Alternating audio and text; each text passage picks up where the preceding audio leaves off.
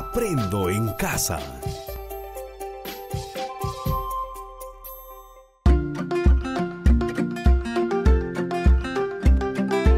Queridos estudiantes, los invitamos a participar en el desarrollo de las sesiones de aprendizaje que hemos preparado para ustedes. Aprendo en casa.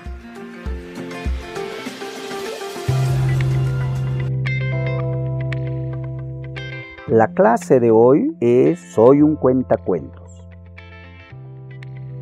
Buenos días, queridos estudiantes del tercero, cuarto y quinto grado. Hoy es un nuevo día, asumiendo con responsabilidad estar en casa para prevenir la transmisión de esta pandemia del coronavirus. Es también una oportunidad para aprender en casa, acompañado de tu familia, empleando como medio la radio local. Nos gustaría iniciar preguntándote, ¿alguna vez alguien te ha narrado un cuento o un relato? ¿Con qué frecuencia lo han hecho?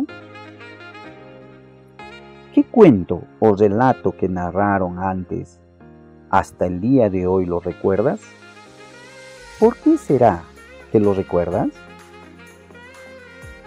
Permítame que te cuente una experiencia personal. Recuerdo que cuando era un adolescente como tú, siempre escuchaba con atención la narración de historias que me contaba mi abuelita. En una ocasión, ella me narró sobre la leyenda del Chuyachaki, un ser mitológico de la selva, que un día se le apareció a una joven que estaba sembrando en su chacra y con engaños la llevó a su morada. Papá, mamá, abuelos, todos sufrieron mucho la ausencia de la joven. Por más que la buscaron con ayuda de los curanderos, de las autoridades de la comunidad, no pudieron encontrarla y jamás regresó a su hogar. Nadie volvió a saber de ella.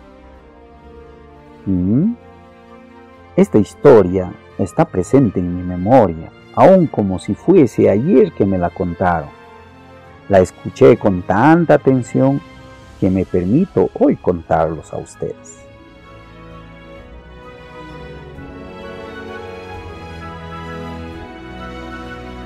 Ahora dialoguemos.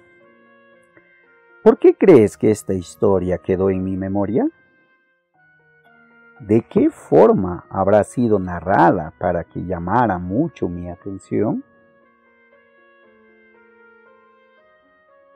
La respuesta a estas preguntas los encontré con el tiempo durante mis estudios en la universidad. El secreto está en saber contar y o narrar las historias. ¿Recuerdas algunos amigos que tenían esa habilidad? ¿En tu aula? ¿En tu barrio? No solo para narrar historias, sino también para contar chistes, adivinanzas, etc. Son habilidades que las personas van desarrollando a través de la experiencia.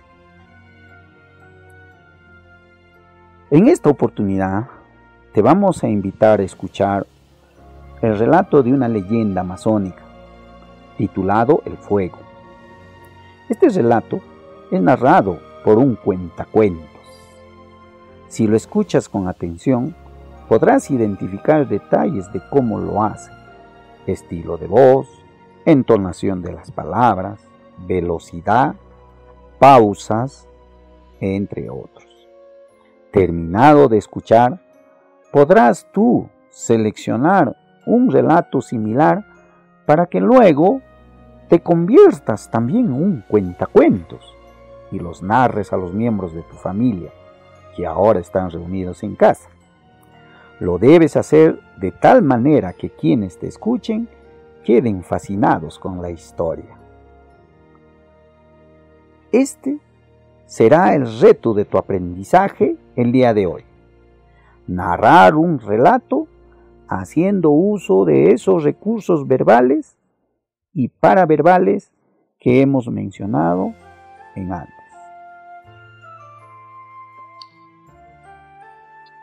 La clase de hoy es Soy un cuentacuentos. Buenos días, estimados estudiantes. Hoy es un nuevo día, asumiendo con responsabilidad estar en casa para prevenir la transmisión de esta pandemia del coronavirus. Es también una oportunidad para aprender en casa, acompañado de tu familia, empleando como medio la radio local. Nos gustaría iniciar preguntándote, ¿alguna vez alguien te ha narrado un cuento o un relato? ¿Con qué frecuencia lo han hecho? ¿Qué cuento o relato que narraron antes, hasta el día de hoy lo recuerdas? ¿Por qué será que lo recuerdas? Permítame que te cuente una experiencia personal. Recuerdo que a continuación vamos a narrarles una leyenda, el fuego. El pico del loro no siempre ha sido corto y torcido, ni el plumaje del gallinazo tenía ese feo color negro con ceniciento. Era largo y respetable el pico del loro y el plumaje del gallinazo de color dorado. Tampoco la cabeza del buitre ni el pescuezo del manchaco eran pelados, estaban protegidos por plumajes abundantes y delicados. Lo que ocurrió con ellos vas a oírlo ahora. Resulta que es una mala época para los antepasados por las muchas cosas indispensables de que carecen, pero de todas ellas, la que más les hace falta es el fuego. El Inca, encargado de hacerles llegar el fuego, se ha apoderado de él para su beneficio personal y se niega a compartirlo con nuestros antepasados, y por culpa de este gobernante mezquino, sufren muchas privaciones. Sufren el frío de las noches y no pueden protegerse del otorongo que llega en la oscuridad, mete la zarpa en los mosquiteros y se lleva a los niños. Les es imposible quemar las cerámicas así como la maleza de las chacras para cultivar. Están impedidos de confeccionar sus flechas y labrar sus canoas, ahuecando los troncos con el fuego. Y, lo peor de todo, se ven obligados a devorar crudos sus alimentos. Los intentos por rescatar el fuego del poder del Inca han costado la vida a muchos antepasados, porque además de mezquino, este gobernante inca es cruel y perverso y castiga severamente al menor intento de rebelión. Los animales, que por entonces son personas como nosotros, se compadecen al presenciar los sufrimientos de nuestros antepasados.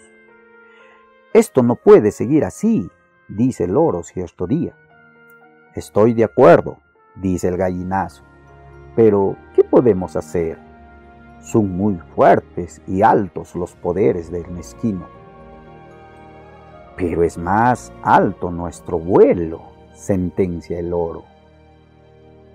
Es así que el gallinazo contempla con mucha admiración cómo el loro se aproxima al patio del Inca. Se esconde entre el follaje frondoso de la selva y, disimulando entre las hojas su ropaje verde azul, espera inmóvil y silencioso el momento propicio. En el patio, la mujer del Inca se encuentra apartando el fogón de la hojarasca caída de los árboles, y el Inca vigila el fuego para evitar que se extinga. En un momento de distracción de ambos, vuela el loro hasta el fogón, atrapa entre su pico un tizón encendido y reanuda el vuelo. La mujer vocifera al descubrir al ladrón y el Inca mezquino trata inútilmente de interceptar su fuga, armado de una rama. Es tan raudo el vuelo del loro que va dejando en el aire un reguero de chispas. El viento aviva el corazón rojo de la brasa y el loro soporta el tormento del fuego en el pico que va perdiendo su forma. Llega como puede a lo alto de un árbol seco y suelta la brasa en su copa. Su pico ha quedado completamente retorcido y el fuego devora ahora los brazos del árbol. Al ver que el árbol arde sin remedio, el Inca mezquino bate su tambor de piel de tapir, ordenando la presencia de la lluvia. Esta que dormita en su mosquitero de nubes, despierta el llamado del tambor y baja a ponerse a órdenes del gobernante.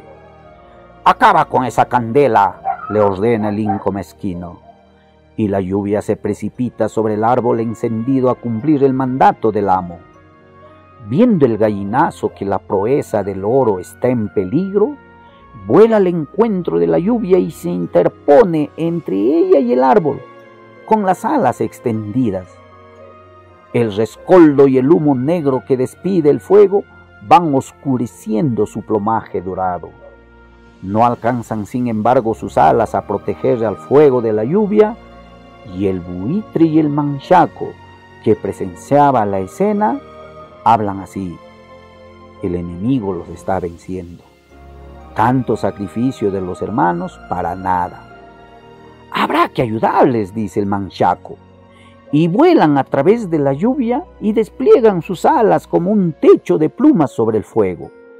Ya no puede la lluvia apagar el fuego, pero las llamas queman el pescuezo del manchaco y la nuca del buitre, privándolos de plumas.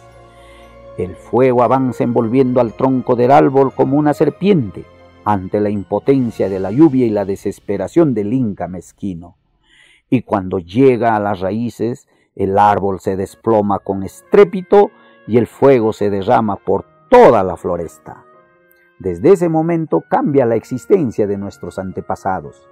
Ya pueden hacer fogones para cocinar sus alimentos y preparar las medicinas, fogatas para abrigarse en las noches frías y ahuyentar a los otorongos y boas, pequeños fuegos para elaborar las canoas y flechas y grandes fuegos para quemar las chacras, hornos para las cerámicas y antorchas para alumbrarse en las noches sin luna. El oro, el gallinazo, el buitre y el manchaco quedaron para siempre con las marcas de su atrevimiento. De ellos aprendimos que los padecimientos no tienen importancia cuando se trata de corregir una injusticia.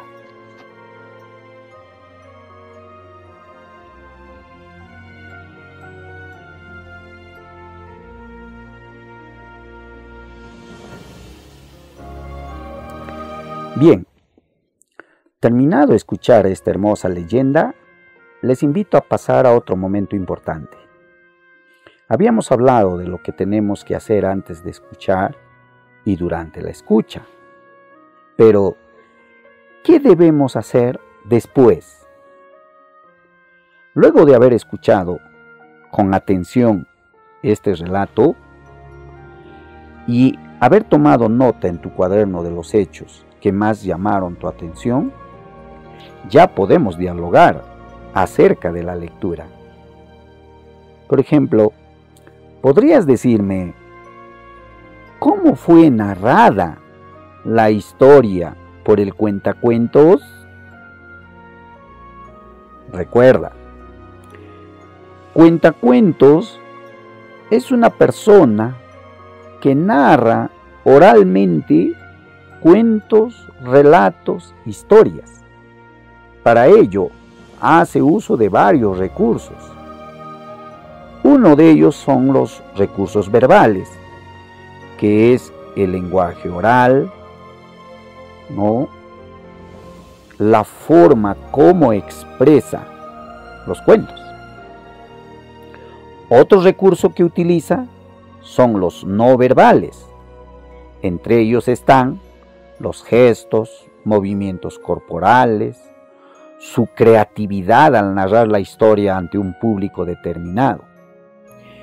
Y también utiliza recursos paraverbales, como la entonación e inflexiones de la voz, distancias, velocidad a la que habla, pausas que debe realizar.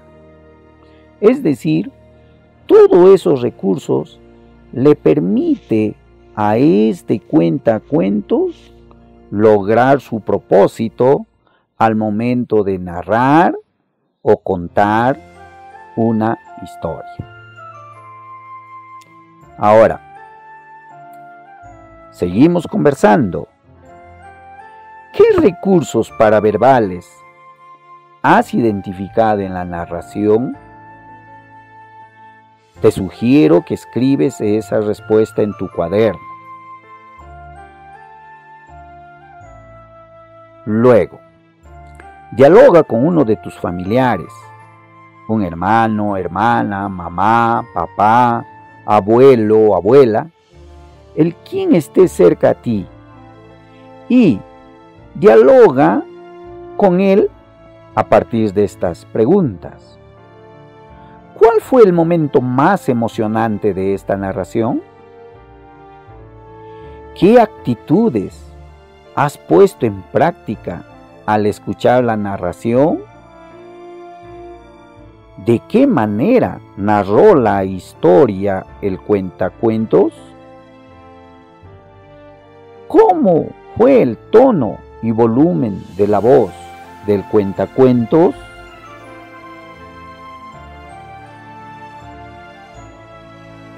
Es tu turno ser un o una cuentacuentos.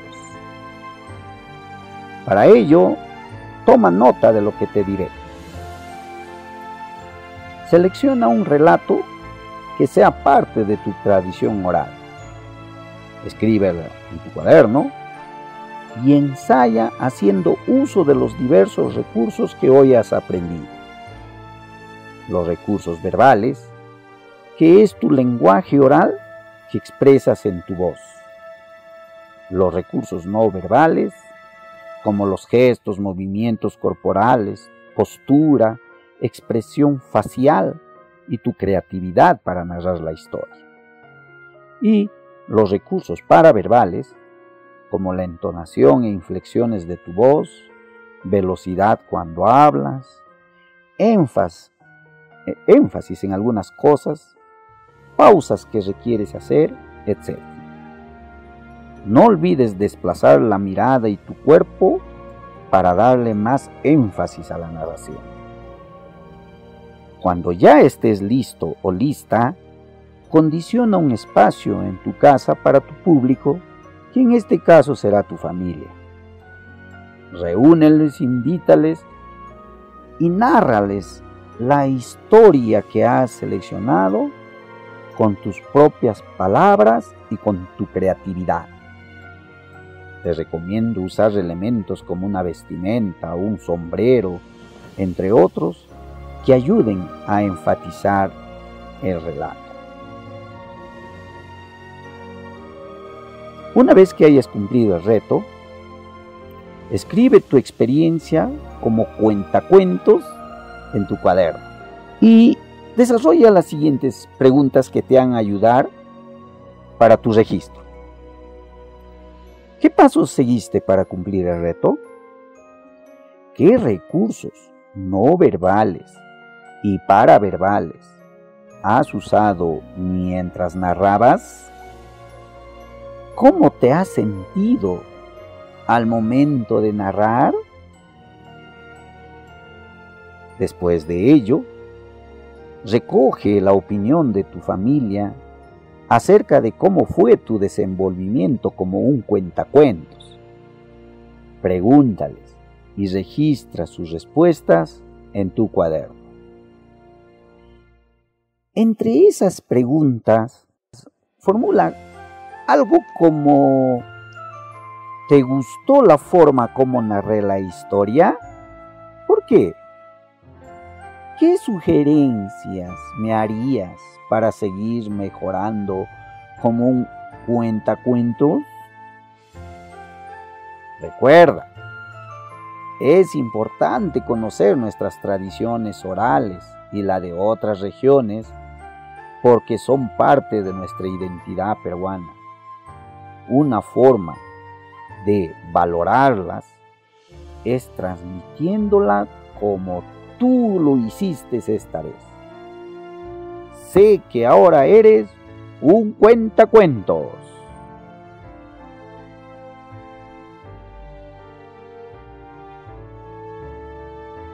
Hasta nuestro próximo encuentro. Y recuerda, querido amigo estudiante, seguir en casa como el único medio de combatir a este enemigo en común que en estas épocas nos viene azotando, el COVID-19. Muchas gracias.